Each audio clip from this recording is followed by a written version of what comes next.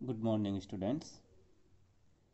हम mass spectrometry का अध्ययन कर रहे थे और मास स्पेक्ट्रोमेट्री में जब किसी भी सैंपल का स्पेक्ट्रा लिया जाता है तो उसके कुछ स्टेप्स थे। उस स्टेप्स में जो सबसे पहला जो स्टेप्स था वो था सैंपल का वेपराइजेशन, यानी सैंपल को वेपर फेज में कन्वर्ट किया जाता है।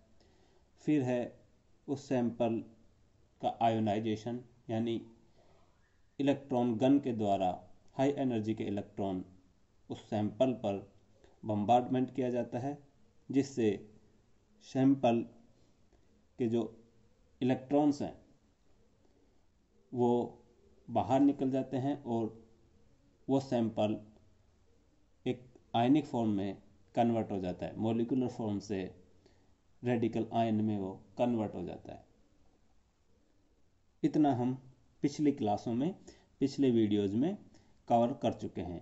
आज हम जो नेक्स्ट स्टेप है वो है फ्रेगमेंटेशन। जैसे ही मॉलिक्यूलर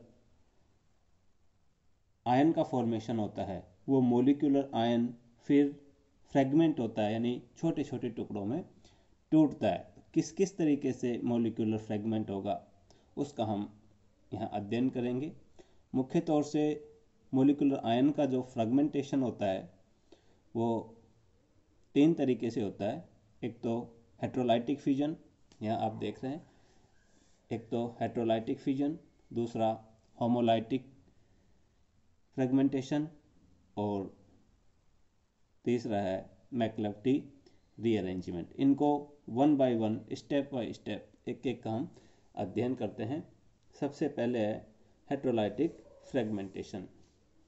देखो, हेट्रोलाइटिक फ्रेगमेंटेशन को हम एक एग्जाम्पल की सहायता से समझते हैं। इसके लिए हमने इथाइल ब्रोमाइड का एग्जाम्पल लिया है, यानी एग्जाम्पल इस सैंपल को हमने जैसे ही आयोनाइज किया इथाइल ब्रोमाइड को इलेक्ट्रॉनिक बम्बार्डमेंट के थ्रू, तो ये हम पढ़ चुके हैं कि सबसे पहले नॉन बॉन्डिंग इलेक्ट्रॉन्स बाहर निकलते हैं क्योंकि ये लूजली बॉन्डेड होते हैं। इसके बाद पाई और उसके बाद सिग्मा इलेक्ट्रॉन्स। तो ये ब्रोमीन के पास में 6 नॉन बॉन्डिंग इलेक्ट्रॉन्स हैं। इनमें से एक इलेक्ट्रॉन बाहर निकल गया और इस ब्रोमीन पर क्या आ गया? पॉजिटिव चार्ज आ गया। ये इसको हम कहेंगे मॉलिक्यूलर आयन। ये क्या हो गया? Molecular ion. अब ये जो मॉलिक्यूलर आयन है फ्रेगमेंट होगा, टूटेगा दूसरे आयनों में। तो इसके लिए सबसे पहले हम पढ़ रहे हैं हेट्रोलाइटिक फ्रेगमेंटेशन। हेट्रोलाइटिक फ्रेगमेंटेशन में क्या होता है कि ये जो बॉन्ड है ब्रोमीन से जो डायरेक्ट अटैच्ड है, ये इस बॉन्ड के दोनों इलेक्ट्रॉन इस आयन की तरफ ट्रांसफर हो गए। इसको कहेंगे हम हेट्रोलाइटिक फ्रेगमेंटेशन। और जैसे ये दोनों के दोनों इलेक्ट्रॉन ब्रोमीन की तरफ ट्रांसफर हुए तो ब्रोमीन रेडिकल का फॉर्मेशन हुआ और कार्बोकैटायन का फॉर्मेशन हो गया।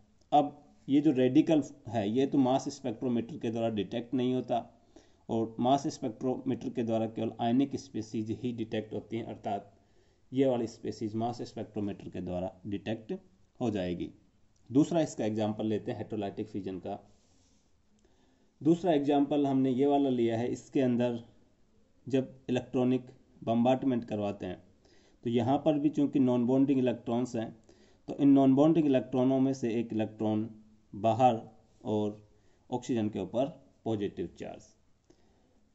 अब जैसे ही ऑक्सीजन के ऊपर पॉजिटिव चार्ज आया, यानी इसी को हम कहेंगे मॉलिक्यूलर आयन। इसको क्या कहेंगे अपन? Molecular ion. और इसकी वजह से जो मास स्पेक्ट्रा के अंदर जो पीक आती है उसे कहेंगे मॉलिक्यूलर आयन पीक। अब ये जो मॉलिक्यूलर आयन है इसका हेट्रोलाइटिक फ्यूजन इस बॉन्ड की तरफ से भी हो सकता है और इधर से भी हो सकता है। यदि इधर से हेट्रोलाइटिक फ्यूजन होता है ये वाला, इस बॉन्ड के दोनों इलेक्ट्रॉन इस ऑक्सीजन पर आते हैं, तो जो कार्बोकैटायन का फॉर्मेशन होगा वो 2 डिग्री होगा। और यदि इस वाले बॉन्ड का फ्रेगमेंटेशन होता है तो जो कार्बोकेटायन फॉर्मेशन होगा वो 1 डिग्री कार्बोकेटायन होगा।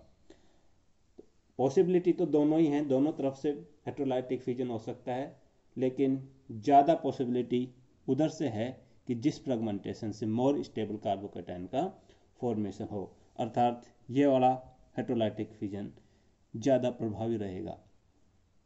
तो हेटेरोलाइटिक फ्यूजन के अंदर जो सिग्मा बंध है उसके दोनों के दोनों इलेक्ट्रॉन किसी एक एटम की तरफ मूव कर रहे हैं। इस तरीके का जो फ्रेगमेंटेशन यदि होगा तो उसको हम कहेंगे हेटेरोलाइटिक फ्रेगमेंटेशन।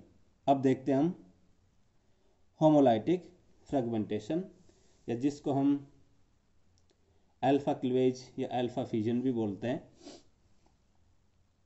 होमो का मतलब होता है समान रूप से, यानी सिग्मा बंध के इलेक्ट्रॉन दोनों परमाणुओं के पास एक एक करके ट्रांसफर हो जाएंगे। तो इसके लिए हमने वही इथाइल ब्रोमाइड का एग्जाम्पल ले रहे हैं। इलेक्ट्रॉनिक बम्बार्डमेंट हुआ और इस ब्रोमीन के ऊपर रेडिकल का फॉर्मेशन, पॉजिटिव आयनिक रेडिकल का फॉर्मेशन, अर्थात ये क्या है, मॉलिक्यूलर आयन। ये क्या हो गया, मॉलिक्यूलर आयन। तो पहली पॉसिबिलिटी हमने इसी में देखी, कौन सी, हेटेरोलाइटिक फ्यूजन, ये वाली जिसमें हेटेरोलाइटिक फ्यूजन हुआ था। अब हो सकता है इसी मॉलिक्यूल के अंदर कौन सा फ्यूजन हो जाए, होमोलाइटिक फ्यूजन। तो होमोलाइटिक फ्यूजन में क्या होता है कि ये जो अल्फा बॉन्ड है, ये जो कार्बन है इसको अल्फा कार्बन कहेंगे, और इससे जस्ट अगले वाला बॉन्ड को हम अल्फा बॉन्ड कहेंगे। अब इस अल्फा बॉन्ड इस कार्बन से, एक तो इस कार्बन कार्बन के बीच अल्फा बॉन्ड है और इन दो हाइड्रोजनों के साथ अल्फा बॉन्ड है।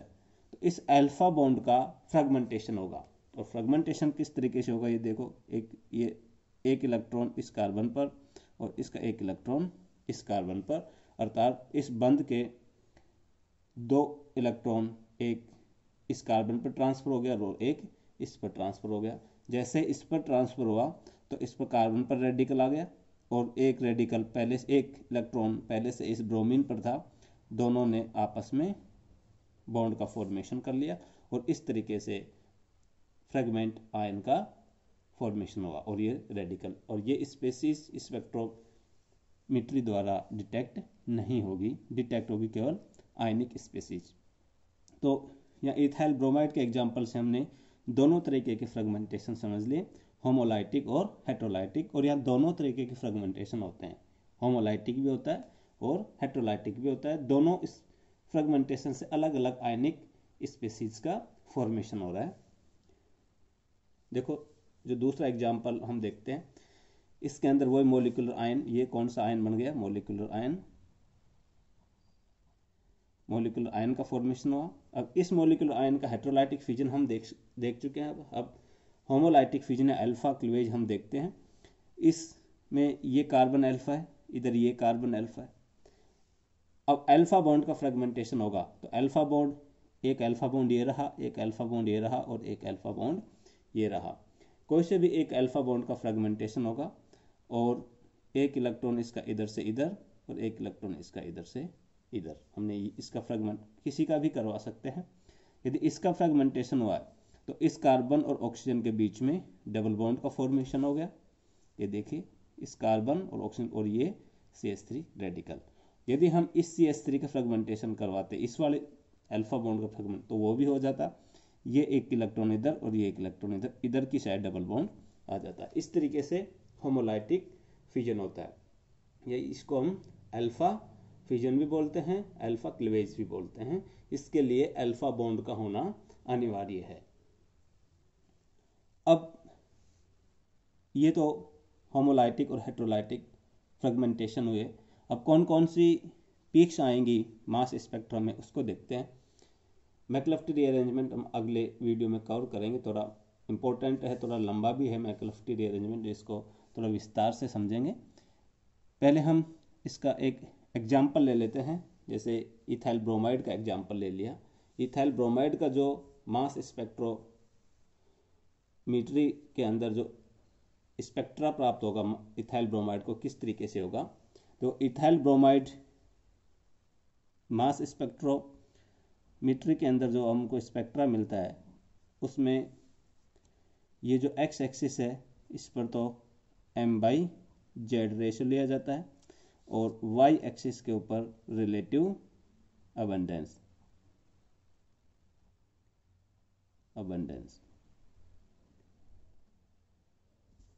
यानी आयन की रिलेटिव अबंडेंस और इसके ऊपर m/z रेशियो। और हमने कंपाउंड कौन सा ले लिया, इथाइल ब्रोमाइड अर्थात CH3CH2Br। जैसे CH3CH2Br इथाइल ब्रोमाइड के ऊपर इलेक्ट्रॉनिक बम्बार्डमेंट हुआ तो मोलिकुलर आयन का फॉर्मेशन होगा, अर्थात ये वाला मोलिकुलर आयन का फॉर्मेशन होगा। तो ये वाला मोलिकुलर आयन है, ये भी डिटेक्ट होगा मास स्पेक्ट्रोमीटर के द्वारा। तो इसका ये जो मोलिकुलर आयन है इसका हमको क्या निकालना है, m/z रेशियो। क्योंकि z क्या है, चार्ज है। चार्ज तो यहाँ पर एक है तो उसका तो कोई ज़्यादा इफेक्ट नहीं होगा। तो इसका हमको मोलिकुलर मास निकालना है इसका। तो एक कार्बन, दो कार्बन, तो कार्बन का होता है 12, तो 24, टोटल कितने हो गए, दो कार्बन के 24। और जो ब्रोमीन होते हैं इसके दो आइसोटोप होते हैं। एक आइसोटोप का जो वेट होता है वो होता है 79 और एक का होता है 81। तो यहाँ पर हम पहले 79 ले रहे हैं और हाइड्रोजन कितने हैं, 5। तो 5 हाइड्रोजन, इन सबको हम जोड़ देंगे तो हमारे पास इसका मोलिकुलर मास आ जाएगा 898। तो इसका जो मोलिकुलर वेट आ गया हमारे पास कितना आ गया, 98। तो मास स्पेक्ट्रम के अंदर जो एक पीक आएगी हमारे पास में वो 98, m/z रेशियो उसका क्या होगा, 98, अर्थात इधर आएगी। इस तरीके से सब यहाँ पर कितना आ गया, सपोज को 98 है तो 98 के ऊपर एक पीक आएगी। दूसरी पीक, एक पीक कौन सी जगह पर आएगी, ये देखो, ये आयन भी डिटेक्ट होगा 29। सपोज को यहाँ पर क्या है 29, तो एक पीक हमको इधर देखने को मिलेगी। ये क्या, सपोज ये क्या है 29, तो एक पीक 29 पर आएगी। और ये तो होमोलाइटिक फिजन से आएंगी। दूसरा, सॉरी, ये तो हेट्रोलाइटिक फिजन से पीक आए, होमोलाइटिक फिजन से ये तो मोलिकुलर आयन है, ये तो 98 पर ही आएगा। ये आएगी कितनी, 93 पर। ये जो पीक्स आ रही है ये कितने पर आएगी, 93 और 95। तो एक पीक कितने पर आएगी, 93 और 95। 93 सपोज करो यहाँ पर है तो 95 के ऊपर एक पीक आएगी, ये 95 के ऊपर एक पीक आ गई। इसके अलावा यहाँ देखो, ब्रोमीन के आइसोटोपिक इफेक्ट की वजह से जैसे ये 93 पर पीक आई तो इसके पास एक पीक और आएगी। और ये जो 98 पर एक पीक आ रही है तो 98 + 2 यानी 100 के ऊपर भी एक पीक हमको देखने को मिलेगी। वो किसकी वजह से, ब्रोमीन के आइसोटोप की वजह से। इस तरीके से हमको ये इथाइल ब्रोमाइड के जो मास स्पेक्ट्रोमेट्री है उसमें इस तरीके की पीक्स हमको देखने को मिलती हैं। तो ये हमने फ्रेगमेंटेशन समझा, जिसमें हेट्रोलाइटिक फ्रेगमेंटेशन और होमोलाइटिक फ्रेगमेंटेशन का अध्ययन किया। अगले वीडियो में हम मैक्लफ्टी रीअरेंजमेंट का अध्ययन करेंगे। Thank you students.